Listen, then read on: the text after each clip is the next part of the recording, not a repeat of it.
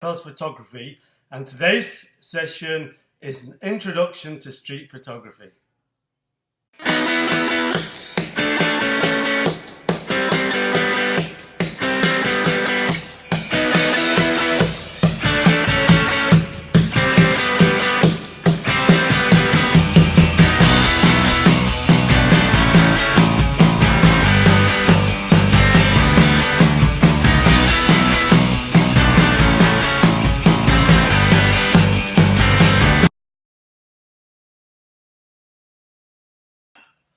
What is street photography?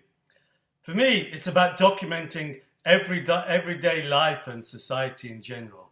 It can be taken in any public place, not just the street, so malls, parks, public gatherings. It usually involves unmanipulated scenes and with candid subjects. What does that mean? Well, you're not going up to them normally and asking permission to take their photos. Most important thing is to create your own reality of what's going on. Taking a picture in front of you is a snap. Making a picture involves creating your own unique viewpoint and putting your own art into it. Telling a story from your point of view. So the key thing really is to create an interesting, connect an interest in your viewers in the photo, in the picture, to see what's going on and to want to see more.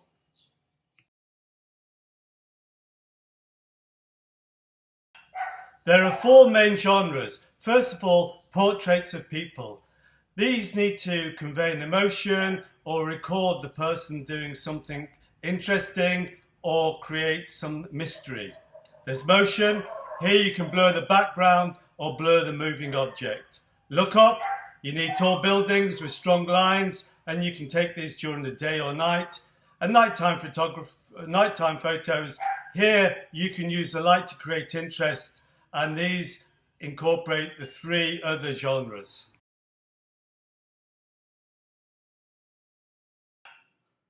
Let's look at street photography techniques. First of all, it's very fast moving and exhilarating.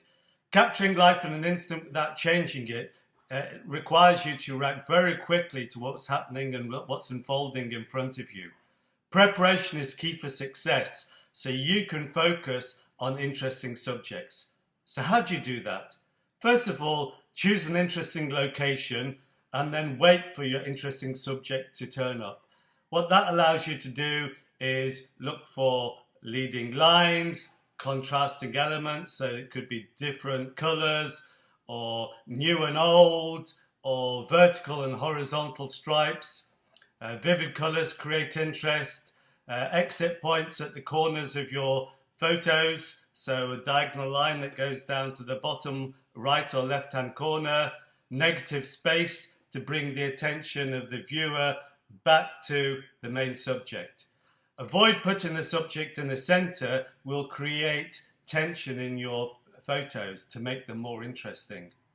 Then what you do is you set up your photo, you can frame your composition, change your settings so that your photo looks great, and then you just wait for your interesting subject to turn up.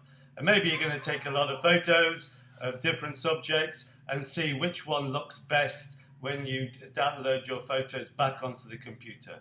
Alternatively, you might find an interesting subject and try and take photos of them.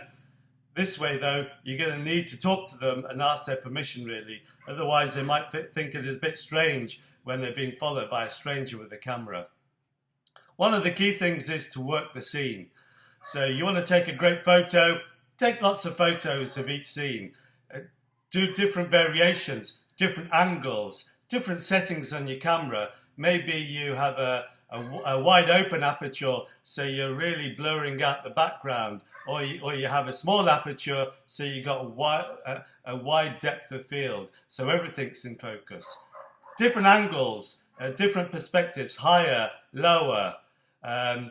Change your point of focus, maybe on your main subject, or maybe on a different subject, so you're trying to create depth in your photo.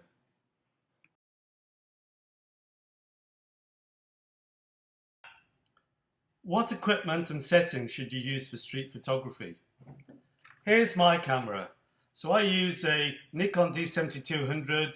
It's an APS-C size sensor camera, DSLR, and on the front I have a 35mm f1.8 lens. This is a great lens. It's very sharp, it's very bright, so great for when the light's not so good or for night photography. The main reason I use it though is because the fixed focal length means I have to move to get the shot that I want. Makes me more creative. Makes me look at the scene differently. I have to look through the viewfinder to frame the shot. If I'm not happy, then I move and keep on moving, go a bit closer, go a bit further away, different angles, until I get the framing that I want. So that's really much better than using a zoom, in my opinion. That makes you a bit lazy, makes you stand in one place and then you just use a zoom. So it's really going to stop you from being more creative or limit your creativity. However, when you first start with street photography, use whichever camera you have. If you can choose one, my suggestion is use a mirrorless or a small camera.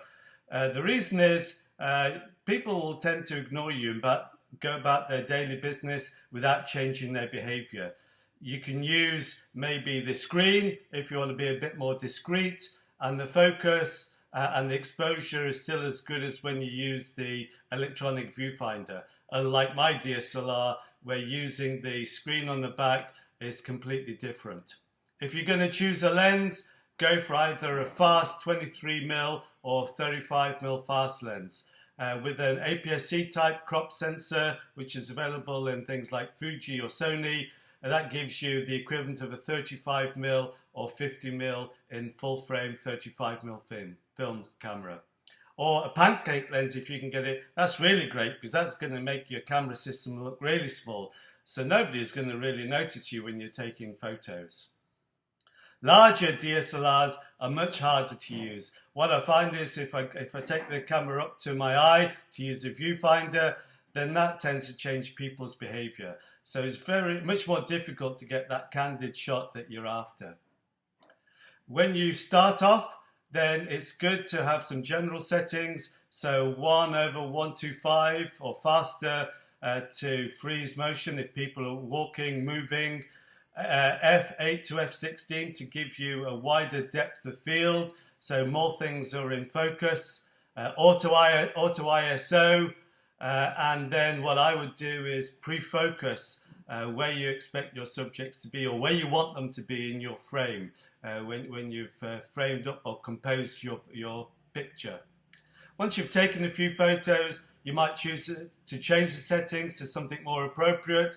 Maybe you choose the ISO and fix the ISO to give the look of the picture that you want to create, or change the focus to a different position or a much narrower depth of field. So maybe you're going to really open your aperture, so you're going to isolate, you want to isolate your subject. But that's for you to experiment. Start off with simple settings and then experiment to get the picture that you want.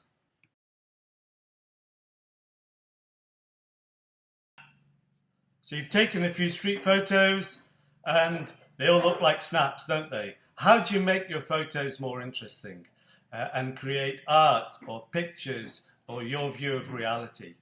First of all, try telling a story. What's your subject doing?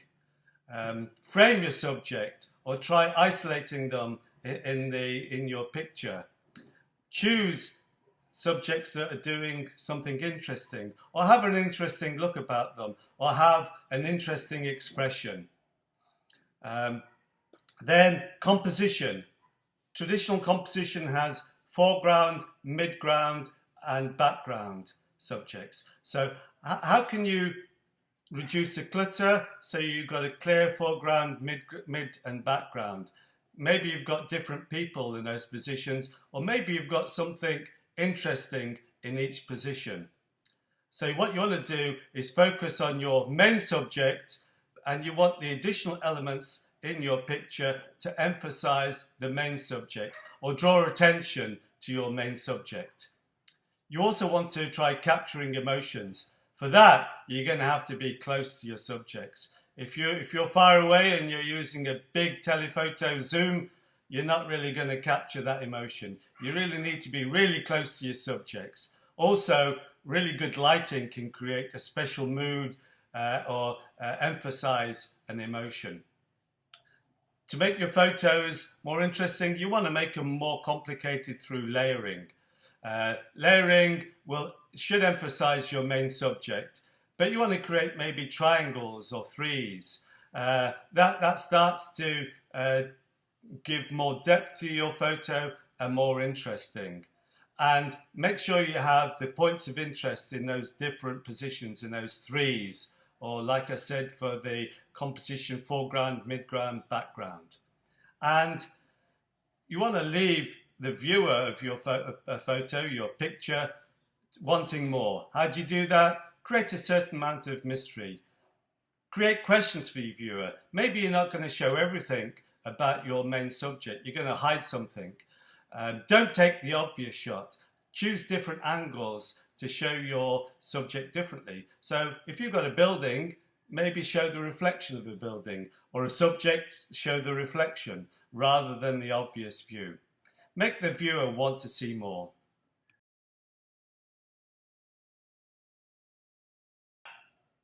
Picture selection. When you go out shooting, you should have plenty of photos, especially if you've worked each scene and you've had a few scenes with plenty of interesting characters. To avoid using snaps or simple photos, what I suggest you do is create a short list of your best photos for each location, and then narrow that down to a single photo for each location.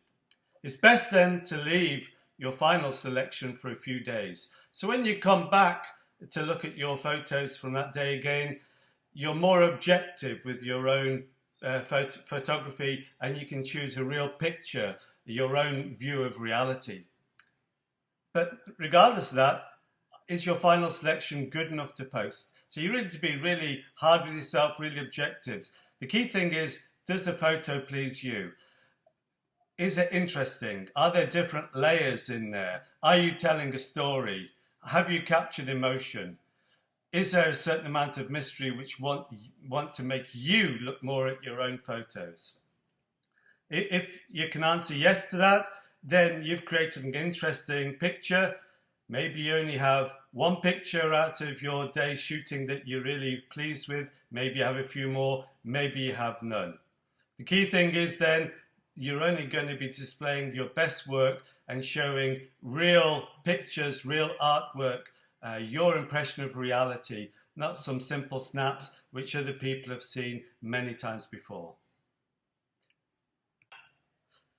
Well, I hope you found today's session interesting. And remember, photography is not a spectator sport. See you next time.